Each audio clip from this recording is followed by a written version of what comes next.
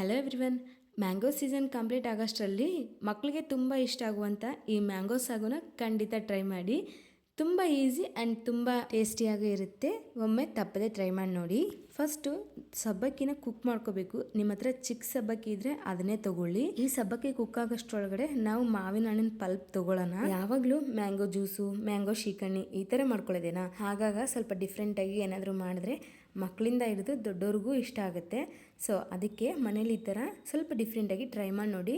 ಈಗ ಕುಕ್ ಮಾಡ್ಕೊಂಡಿರೋ ಸಬ್ಬಕ್ಕಿಗೆ ಹಾಲು ಮತ್ತು ಮ್ಯಾಂಗೋ ಪಲ್ಪು ಸೇರಿಸ್ಕೊಂಡು ಸ್ವಲ್ಪ ಚಿಯಾ ಸೀಡ್ಸ್ ಆದರೂ ಇಲ್ಲ ಸಬ್ಜಾ ಸೀಡ್ಸ್ ಆದರೂ 3 to 4 ಅವರ್ಸು ನೆನೆಸಿಟ್ಕೊಂಡಿರೋ ಹಾಕ್ಕೊಂಡು ಮಿಕ್ಸ್ ಮಾಡಿಕೊಂಡ್ರೆ ತುಂಬ ಟೇಸ್ಟಿಯಾಗಿರೋ ಮ್ಯಾಂಗೋ ಸಾಗೋ ರೆಡಿ ಆಯಿತು.